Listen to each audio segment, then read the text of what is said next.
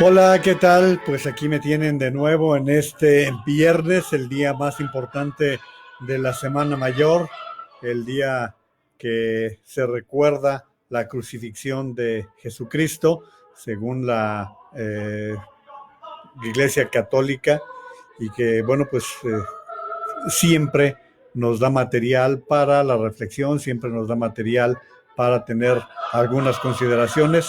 Y bueno, pues una de las grandes obras a lo largo de la historia es esta composición de Händel, que es titulada El Mesías, y que bueno, pues como ayer les compartía el canon de Pachelbel, pues ahora estoy abriendo la transmisión con estas notas relacionadas con el Mesías.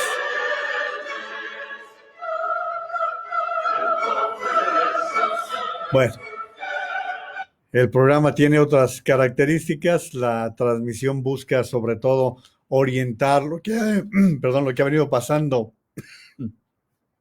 en algunas materias, concretamente con esta pandemia que estamos padeciendo, que estamos enfrentando. Y bueno, pues hoy voy a distanciarme un poco para poder abordar lo que le está pasando a México con respecto al petróleo. Voy a tratar de ser lo más claro posible frente a un tema que nos va a impactar, que ya nos está impactando de alguna manera y que pues se añade a la problemática económica que ya traíamos desde el año pasado, que ya traíamos desde tiempo atrás.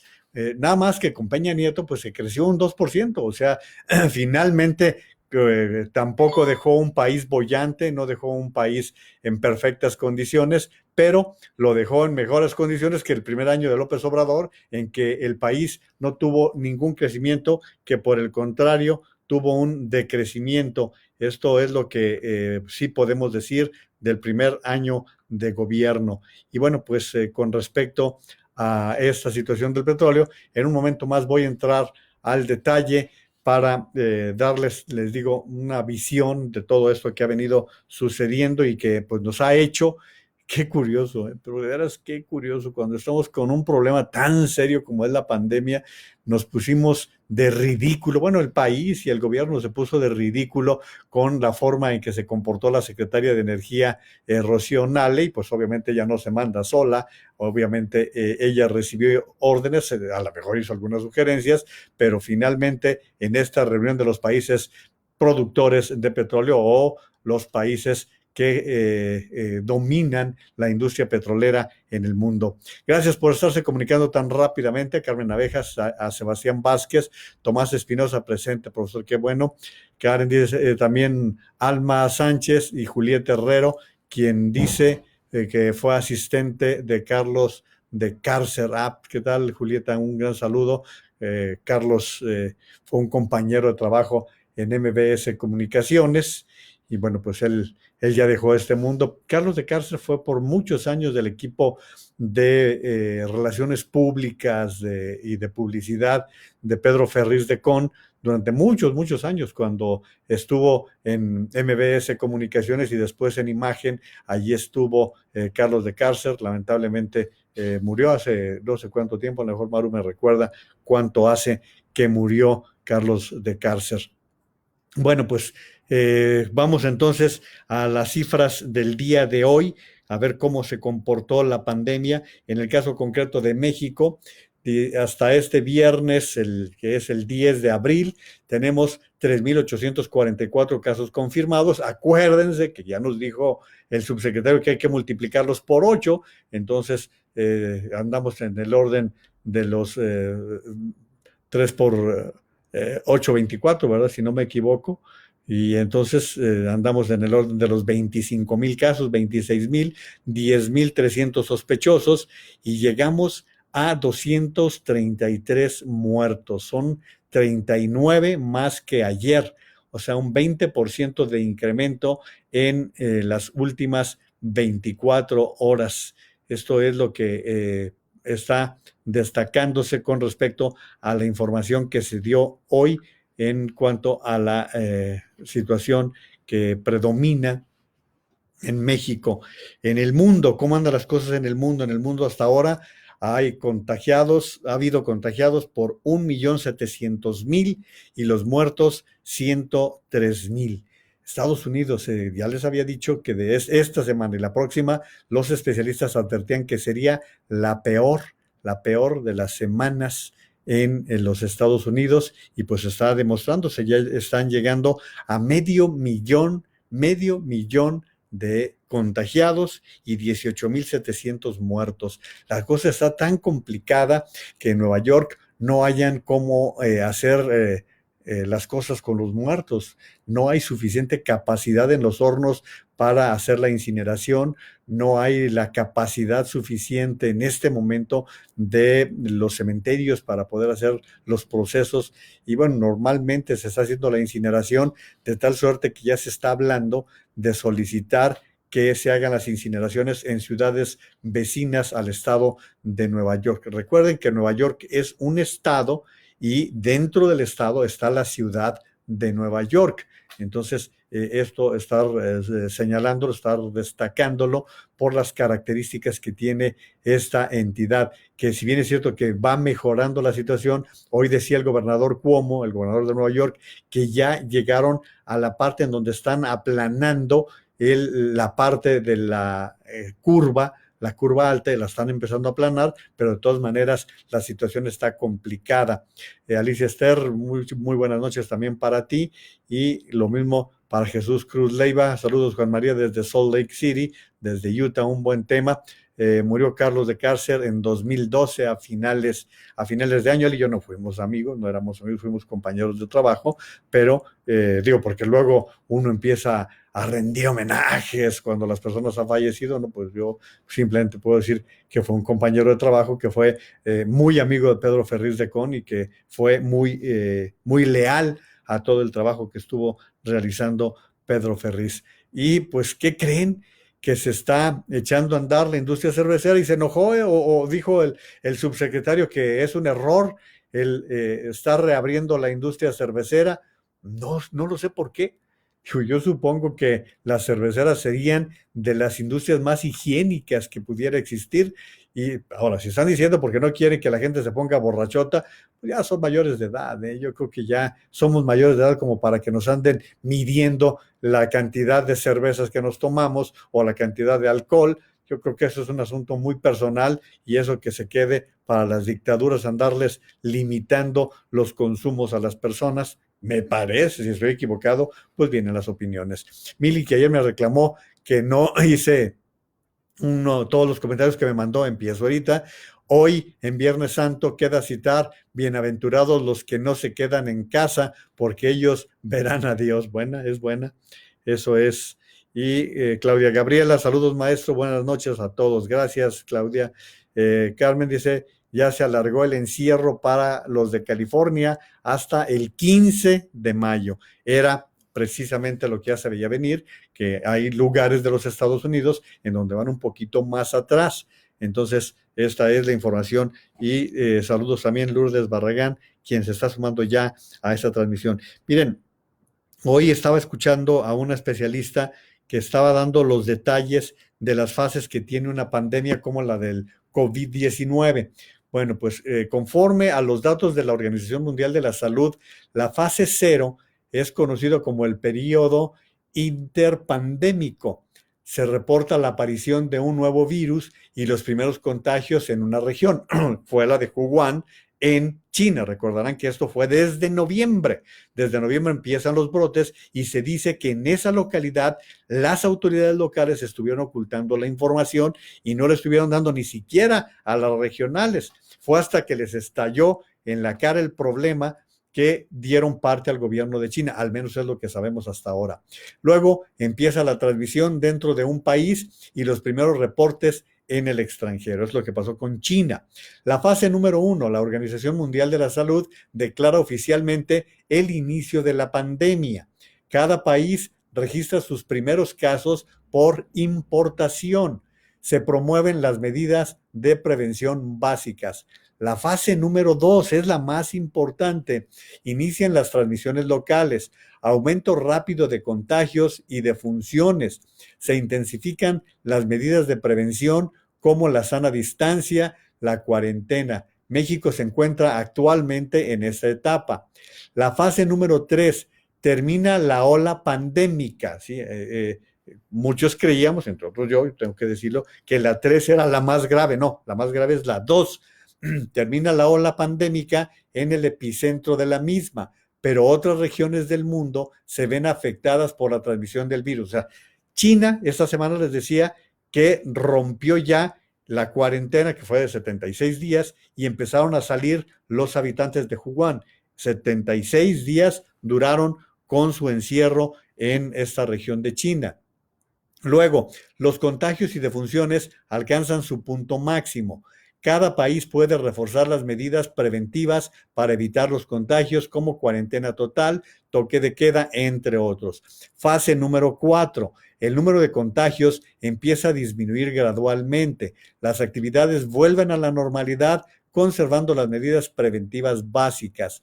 Luego, los gobiernos hacen un recuento del impacto que tuvo la pandemia. Y última fase, la 5, que es el fin de la pandemia, decretado por la Organización Mundial de la Salud.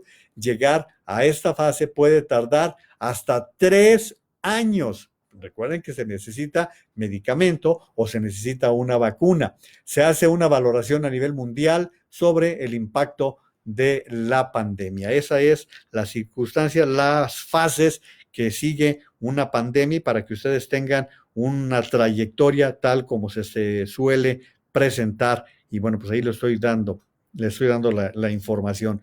Miren, hoy Salvador García Soto, que es un periodista tapatío radicado en la Ciudad de México, que escribe para el periódico El Universal y hace programas de radio para el Heraldo Radio y el Heraldo Televisión, dice, hoy sacó un tuit que me parece muy interesante.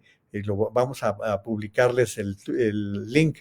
Salvador García Soto: aquí el ocultamiento de muertes por COVID 2019 MX.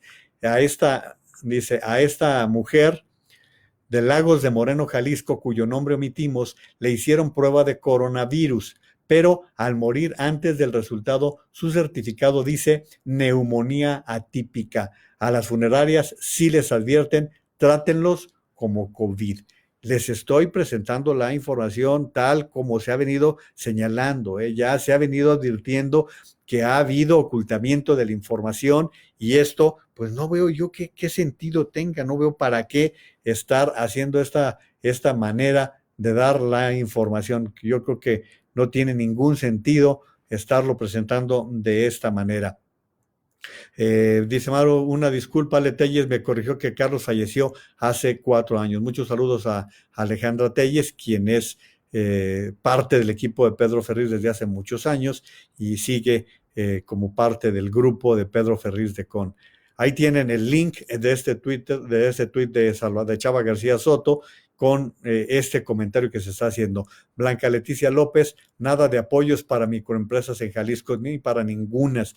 Hoy una declaración muy importante, que están empezando a ser gobernadores, tanto el de Jalisco como el de Nuevo León, están advirtiendo que ante el nulo apoyo que se está dando a las necesidades de las empresas en los estados, cuestionarían la vigencia del Pacto Fiscal Federal. Recuerden ustedes que México es una república en donde hay 32 entidades federativas, 31 estados más la Ciudad de México. Hay un pacto federal en el cual la soberanía de cada estado se sacrifica un poco, que se le entrega para que el gobierno federal lleve los mandos, lleve el control de toda la república. Esto es el pacto nacional, esto es el pacto el pacto de soberanía que tenemos en el país. Bueno, pero dentro de todo esto también hay un pacto fiscal. Este pacto fiscal establece las facilidades para que aquellos estados que tienen mayor riqueza, que tienen una mayor generación de impuestos, compartan sus ganancias con los que menos tienen o con los que son más pequeños. Por ejemplo, donde más se generan ingresos fiscales es en la Ciudad de México. Luego está Nuevo León, Jalisco, el Estado de México, no en ese orden, pero son los estados, Veracruz, que aportan más recursos al pacto federal. y que apoyan a estados como Oaxaca, como Guerrero, que son los más pobres, y estados pequeños como Tlaxcala, como Colima, que son estados que, insisto, por sus dimensiones requieren de otro tipo de apoyos. Ahí es un montón de situaciones.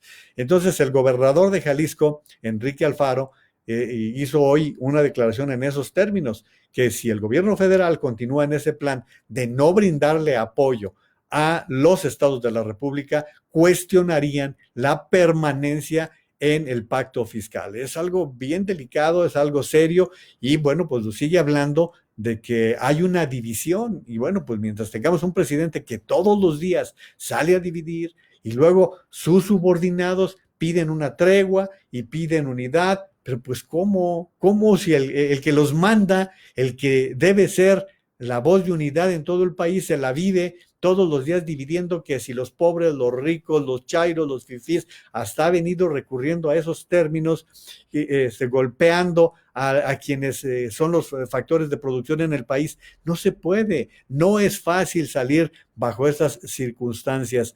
Y bueno, pues esa es la situación. Dice Maru, compartan la transmisión. Sí, si tienen a bien compartir lo que está pasándose en este momento a través de esta transmisión, se agradece. Rafa Flores Martínez presente. Gracias, Rafa. Aquí tengo ya el libro que te voy a sugerir y que les voy a sugerir a todos. Entonces va la sugerencia para el día de hoy en un ratito más. Bueno, pero dice Mili, una buena noticia: se autorizó a Salud Digna un laboratorio abajo para que realice las pruebas de COVID. El costo es de 1,300. También hoy está anunciando Chopo que a partir del próximo miércoles, en todo lo que es la megalópolis, que incluye la Ciudad de México, el Estado de México, Morelos, todos los estados alrededor de la Ciudad de México, van a empezar a practicar exámenes a domicilio. Fíjense, parece que va a costar 2,300 pesos más impuestos este examen, que tardarán 48 horas en entregar los resultados. La intención es que aquellas personas que empiecen a tener síntomas, se les practique el examen y se les dé el resultado para que si tienen que acudir a un hospital, lo hagan de acuerdo a las indicaciones de los médicos. Gustavo Tejeda Correa, las outsourcing se despiden sin nada de indemnización, porque muchas, cuando te contratan, ya estás firmando también la renuncia, así que las pagadoras no tienen responsabilidad y mucho despido. Quizás para muchas personas esta palabreja de outsourcing no les dice mucho, pero sí la padecemos. Las outsourcing son empresas que dan un servicio a otras empresas. Son como especie de maquiladoras. Por ejemplo, los servicios de limpieza.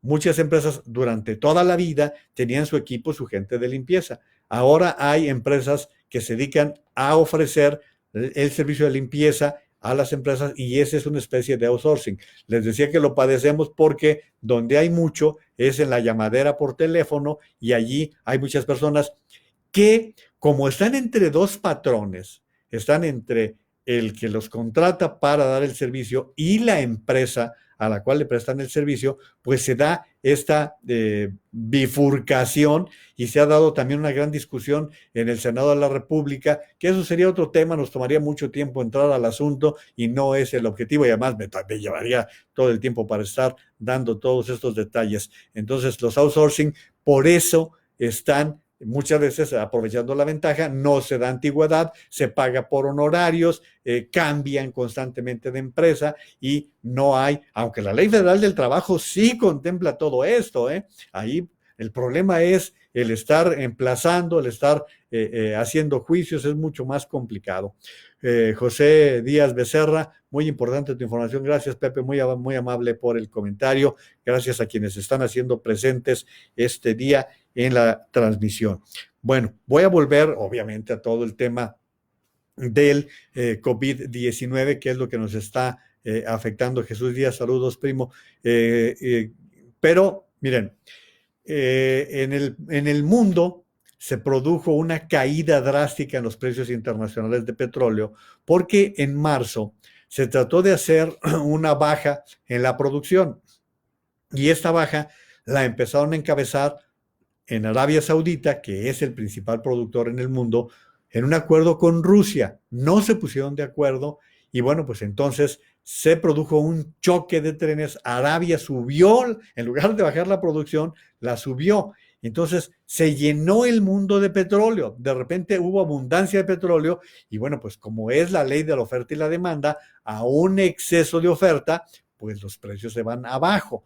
Esto fue lo que ocurrió el mes pasado entre Arabia Saudita y Rusia. Estados Unidos estuvo presionando para que se sentaran a la mesa de negociaciones y se diera un tipo de negociación para lograr recuperar los precios del petróleo. ¿Qué es lo que está sucediendo o venía sucediendo? Que sale más caro extraer el petróleo que lo que se saca de venderlo. En el caso de México, voy a dar cifras muy gruesas. Hagan de cuenta que extraer un barril de petróleo cuesta $16 y el precio estaba en 8 en el mercado, o en 10 o en 12. Quiere decir que la producción estaba muy por debajo del precio en el mercado. Entonces, bajo esta situación, se da el día de ayer una reunión virtual en la cual participan la Organización de Países Exportadores de Petróleo, que es integrada por los 11 países más importantes en materia de producción petrolera en el mundo. Pero hay otra que se llama la OPEC Plus, y en donde están países que producen menos. México no pertenece ni a uno ni a otro, pero como es un país importante en materia petrolera y también estuvo insinuando que quería estar incluido, y como pertenece al grupo G20, de las economías más importantes del mundo, se le incluyó. Entonces, en esta reunión, lo que se estaba buscando era acordar que todos bajaran un porcentaje de producción para poder lograr una recuperación de los precios del petróleo. De esa manera se iba a lograr bajar en 10 millones de barriles de petróleo. Todos los países le iban a bajar un 23%. ¿Sí? Ese era el acuerdo que se estaba dando. Y fíjense lo curioso, cuando se dio el choque entre Arabia Saudita y Rusia, el secretario de Hacienda de México, Arturo Herrera, dijo que México se ofrecía como mediador para poder superar el problema. Bueno, pues en esta reunión estuvo México representado por la secretaria Rocío Nale, secretaria de Energía. Cuando le toca el turno a México, le dicen, bueno, México, te toca, de acuerdo a este 23% que todos van a bajar, te toca bajar en 400,000 barriles. Y entonces la secretaria empieza a decir, no, bueno, si son 400,000 barriles no estamos de acuerdo y además podemos bajarle 100,000 a partir de una cuota de 1,900,000. A ver, espérate, ¿no? Sí, entre gitanos no nos leemos las cartas, pues si alguien sabe cuánto produce cada país son ellos mismos. Hoy los árabes tienen un sistema tan depurado que saben perfectamente cuánto produce cada país. A ver, no nos trates de jugar chueco. Tu última producción es de 1,700,000 barriles. Entonces, tú tienes que quedarte en 1,300,000. ¿Qué creen que hizo la secretaria? Se levantó de la sesión, abandonó el lugar. Esa majadería, tomando en consideración que la sede era en un país árabe y se imaginarán ustedes que los árabes de por sí, estar viendo que en la junta estaba una mujer con todas las tradiciones y costumbres que existen en los países árabes y además ni siquiera cubierta como suelen ocurrir, bueno, pues estuvieron tolerando mucho, pero que les plantara cara y se saliera completamente. Primero pidió tiempo para poder hablar con el presidente. Y en ese lapso pasaron 10 horas en que todos los países estaban esperando el regreso de México. Entonces México ha hecho un papelazo, ha recibido unas críticas, no saben de qué tamaño, han sido verdaderamente terribles. Irán, que es uno de los 3 principales países, bueno, los 5 principales productores de extractores de petróleo en el mundo, pidió que se excluyera a México. Pero no, a ver, tranquilo, Irán, vamos dándoles chance. Y parece que Donald Trump le llama al presidente López Obrador y le dice, a ver, ¿qué pasa? Y entonces acuerdan que México baje los 100,000 barriles y que Estados Unidos por su cuenta bajaría 250,000. Nada más que da la casualidad de que, a diferencia de México y otros países, las empresas petroleras en Estados Unidos no son del gobierno, son empresas de particulares. Claro, el gobierno de Estados Unidos tiene herramientas legales para poder solicitar o exigir que se deje esa merma, y que en el caso de México, o esa baja, mejor dicho, y en el caso de México, cubrir la cuota. Total, no se pusieron de acuerdo. No se pusieron de acuerdo y ¿qué estaba dando a cambio México? Pues vaya usted a saber, no lo sabemos, pero no se pusieron de acuerdo y hoy está culpándose a México de que si no se da un acuerdo general, gran parte será responsabilidad de nuestro país. Ese es el papelazo que fue a hacer. Y luego por ahí, híjole, de veras que no es posible que los fanáticos de López Obrador salgan con tonterías, con que ahora sí México se enfrentó al mundo. Híjole, imagínense ustedes, cuando están 24 en una reunión y los otros 23 están de acuerdo, digo, no, allí no hay ni autonomía ni soberanía, son tarugadas las que están planteando esas personas que no tienen ni idea de lo que está pasando en el mundo. De por sí, quiero comentarles que el acuerdo de bajar 10 millones de barriles de petróleo no resuelve el problema, porque ¿qué sucedió? Con lo de la pandemia, se cayó el consumo.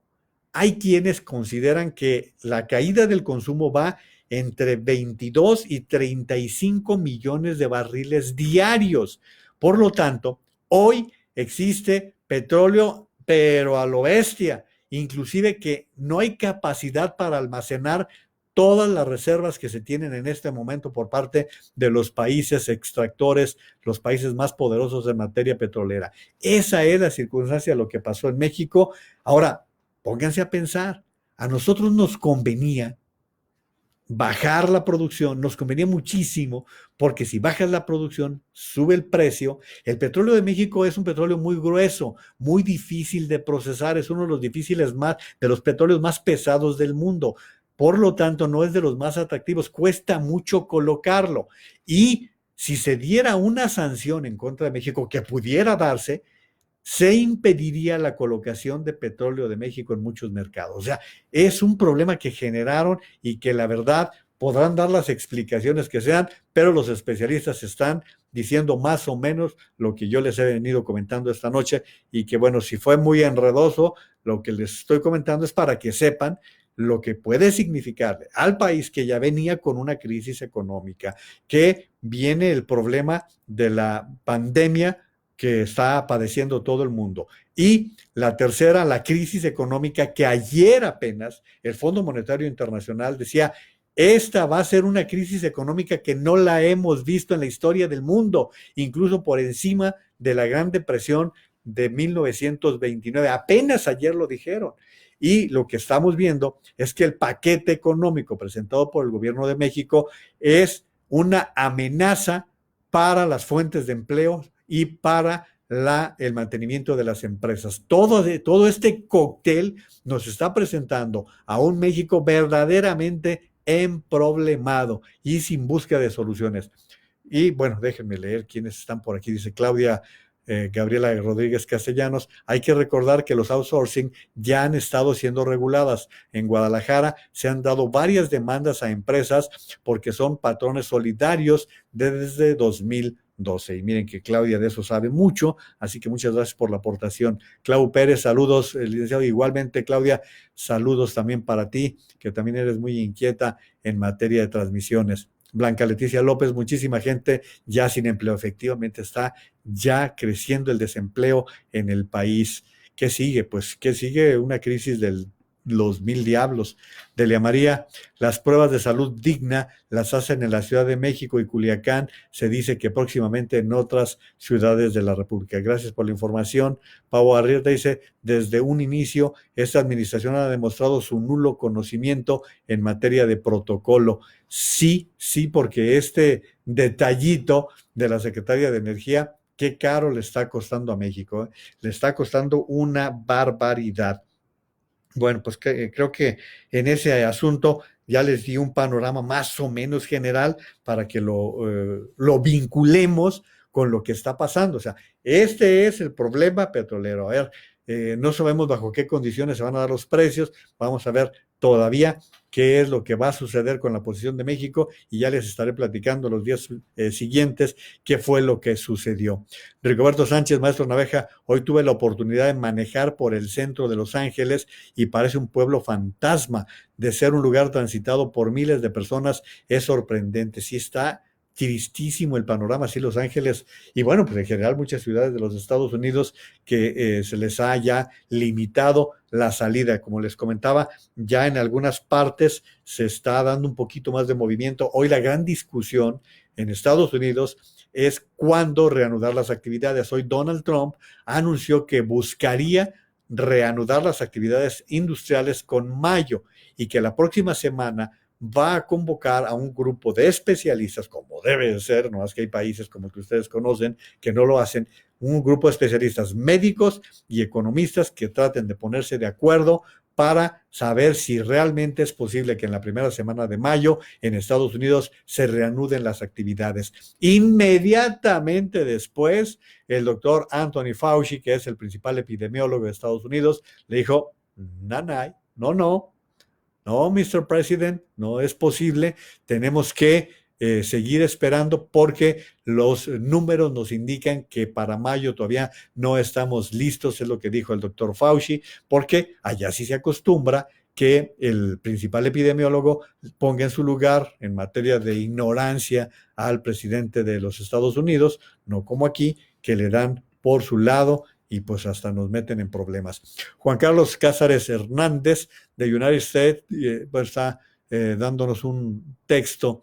Dice, no lo voy a leer, es el texto en inglés, pero textualmente lo que dijo Trump hoy por la mañana. Bueno, entonces sí voy a traducirlo. Los Estados Unidos ayudarán a México y ellos nos van a reembolsar en algún tiempo más tarde cuando estén preparados para poder hacerlo. Porque al parecer le dijo el presidente López Obrador que no estaban preparados en México o no estábamos preparados para poder reducir la producción y bueno, pues eso es lo que respondió. O sea que en algún momento México le tendrá que pagar esos barriles a Estados Unidos. Entendí bien qué clase de negociación es esa. Ni los panistas, ni los priistas, ni los panistas, apenas estos morenistas. Sí, Juan Carlos, muy bien entendido y al contrario, gracias por compartirnos la parte textual que dio el presidente Donald Trump. Nena de la Torre, muy preocupante lo que le depara a todas las pequeñas y medianas empresas y los que somos emprendedores. Muchos saludos, Juan, muchas gracias, con mucho gusto. Blanca Leticia López, Jalisco, mucho desempleo, ¿no? Pues todo el país, no nada más Jalisco. Ya se me está alargando y yo todavía estoy con muchos temas que hay que estar dándoles más temas. Bueno, en esta llamada que tuvieron anoche, dice López Obrador que le pidió ayuda a Donald Trump para adquirir respiradores, que a ver si acaso de Estados Unidos que tiene contactos, le podía ayudar. Pero ¿qué creen que pasó en Baja California ayer? En Baja California existe una empresa estadounidense que produce respiradores. Y, pues, ¿qué creen? Que la cerró el gobernador Bonilla. La cerró que porque no quisieron venderle a México respiradores. Ah, bonita cosa. Ahora también van a obligar a ese tipo de decisiones que ciertamente en algunos países está considerada esa decisión. Yo les he comentado que a General Motors, el gobierno de Estados Unidos lo obligó a fabricar respiradores. Bueno, pues ahí tienen la información de lo que hizo el gobernador del estado de Baja California. Aquí les voy a poner el link del tuit de Gerardo Carrasco. Ya ni porque hay más de 36 millones de paisanos en Estados Unidos, protección o extorsión. El odio de la 4T a la inversión extranjera seguirá pasándole factura a la economía y con ello a los más necesitados. Tampoco se esperaba mucho de un personaje como Jaime Bonilla, no es un tipo fatal. Yo no sé cómo los baja californianos lo eligieron gobernador. Total, con 17 muertes por el COVID-19 en Baja California, 11 de ellas 3 en Tijuana y 6 en Mexicali, el gobernador Jaime Bonilla suspendió la operación de la empresa Smiths Medical, dedicada a manufacturar respiradores que se envían a Estados Unidos. La decisión la tomó debido a que la empresa no aceptó colaborar para dejar parte de su producción a México. Ahí tienen el link de esa nota para que la puedan seguir, la puedan leer a detalle. Así que, bueno, pues eso es lo que les puedo comentar a este respecto. Y estarles subrayando que es muy importante el que podamos tener buenas relaciones con el mundo, ¿no? La Organización Mundial de la Salud está advirtiendo, fíjense bien, que pudiera darse un rebrote mortal si no hay un confinamiento. Y esto lo está diciendo el director general de la organización, advirtió que levantar las restricciones con rapidez podría conducir a un mortal resurgimiento del COVID-19. Luego no digan que no se les advirtió, luego no salgan con que no sabíamos. Y bueno, pues también ahí les estoy compartiendo el link de Reforma que normalmente limita el acceso a su información, pero tengo entendido que ahora si se registran está dando facilidades para poder seguir toda la información. Entonces, de esa manera se la estoy compartiendo. Hay un grupo, ayer les hablaba de la situación que está pasando en el Hospital 72 del Seguro Social en Tlalnepantla.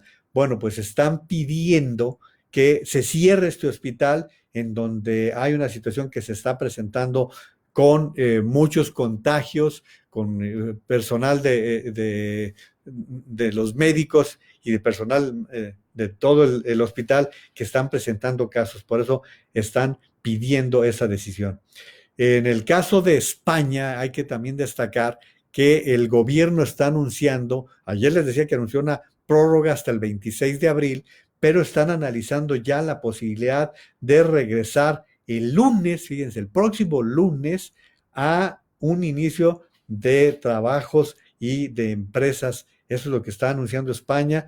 Y bueno, pues quién sabe, no sé qué es lo que vaya a suceder en todo esto, vaya, porque muchos están en contra de que el gobierno se esté presentando de esta manera la información en parte de España.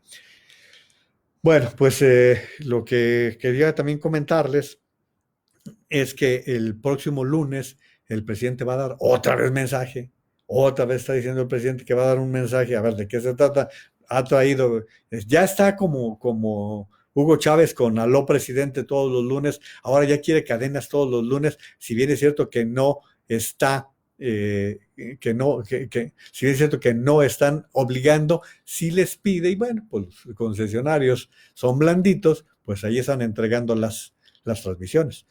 Mili dice, la OMS señala que sí es necesario el uso de cubrebocas para todos, pero ya ves que aquí el subsecretario López-Gatell dice que no es el caso, que no se necesita y que además ya les he pasado el video en donde hay que tener cuidado con el tipo de cubrebocas y también estar señalando lo que significa el acaparamiento y lo que han aumentado los precios de todos estos materiales que se están presentando. Ya el primer ministro de Gran Bretaña, Boris Johnson, ya salió de la terapia intensiva.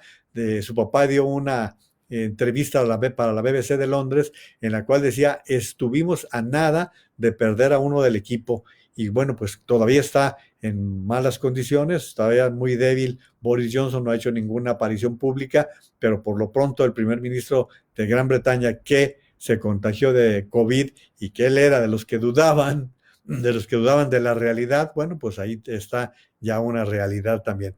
Carlos Guillermo Smite, hola Juan María, atentos todos, muchas gracias por estar participando. Vamos a las sugerencias del día de hoy.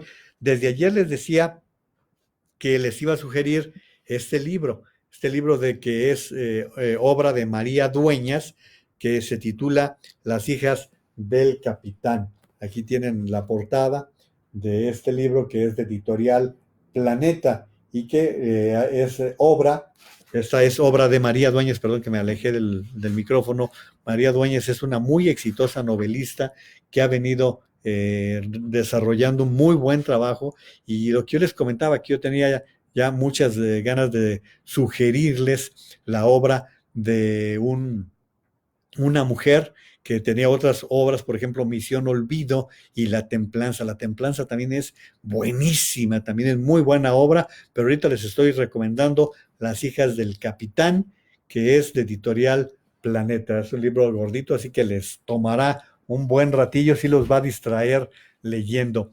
Y para quienes deseen ver una buena película, eh, creo que vale mucho la pena ver, en este momento está en varias plataformas, la película de Gandhi.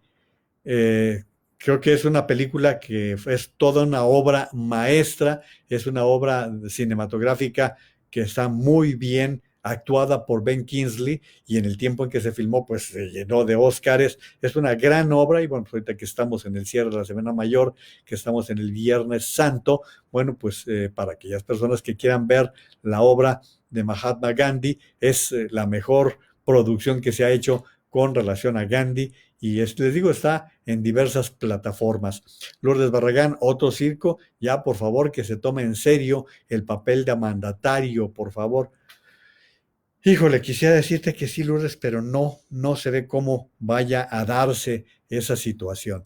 Vamos a las recomendaciones, eh, las recomendaciones que hemos venido insistiendo, la necesidad de que mantengamos la distancia social, la separación, metro y medio, 2 metros, que estamos viendo. Hoy vi que en el caso de Jalisco, por lo menos en el mercado del mar que está en Zapopan, obligaron a que entrara uno por uno, que estuvieran en una larga fila para todas las personas que estaban queriendo hacer compras, pero de todas maneras se sigue eh, saltando esta disposición de no salir a correr riesgos para los demás y para uno mismo. Eso, pues bueno, la verdad creo que es de las cosas que habrá que estar insistiendo. La sana distancia es muy importante mantenerla, muy relevante lavarse constantemente las manos, sobre todo cuando han salido, cuando han tocado objetos que pudieran estar contaminados. Por favor, lávese frecuentemente las manos. Recuerden los síntomas más importantes, que son fuertes dolores de cabeza, que son altas temperaturas, dolores musculares, cansancio, pérdida del olfato y del gusto, son algunos de los eventos y cuando empiecen a tener problemas respiratorios, aguas, porque entonces anda por ahí ya presente el COVID. Pero cualquier especulación, mejor antes acudir al médico. Lucy Bustamante, ya leí sus 4 libros. Ah, muy bien.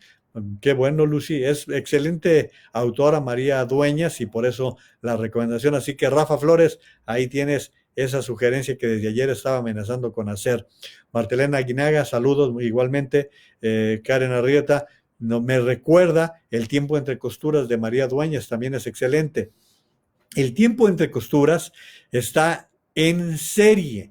Eso está en una serie que pueden ver, está muy bien actuada, muy bien lograda. Es una producción de Antena 3 en España y que la verdad a mí me gustó mucho la producción que se hizo. Claro, nunca es lo mismo el libro que las producciones cinematográficas, las producciones telenovelescas, pero sí, El tiempo entre costuras es una excelente producción. No recuerdo cuántos capítulos son, pero vale mucho la pena. Está en Netflix y también creo que estaba en otras plataformas. Yo se la recomiendo mucho, ¿eh? Es la obra literaria es buenísima y también la producción cinematográfica se deja ver. Dice Rafa Flores, gracias, lo buscaré.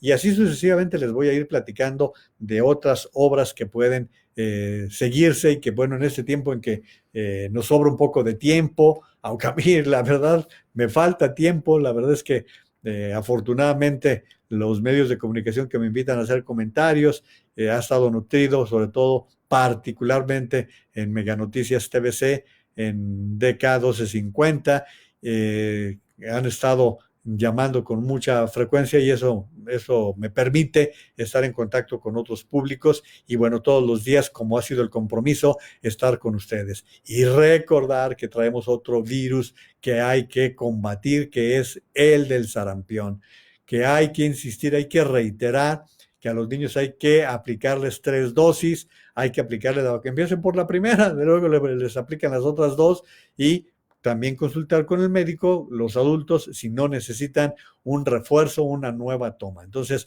así como estamos con el coronavirus, también estamos con el sarampión, que les he dicho ya varias veces, también mata, ¿eh?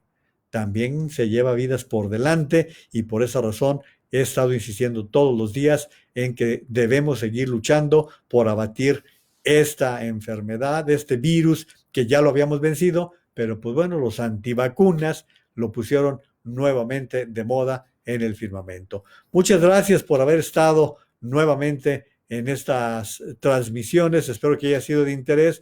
Espero que les haya dado un buen panorama de lo que está pasando con el tema del petróleo, que repito, que insisto, es un asunto que a México lo hizo ver muy mal, quedamos mal en todo el mundo. No hay medio de comunicación del mundo, no hay periodista serio que se respete, que no esté criticando la actitud en la que México incurrió con su representante y que lamentablemente nos hizo presentar un verdadero papelazo ante el mundo por la forma en que se comportó. Qué pena, como decían por allí, un país que se había caracterizado por ser un buen mediador, por ser un país que sabía de alguna manera hacer diplomacia, está incurriendo en unas fallas terribles, pero pues es lo malo de no tener mundo, es lo malo de no haber salido a conocer cómo se comportan las cosas en otras latitudes.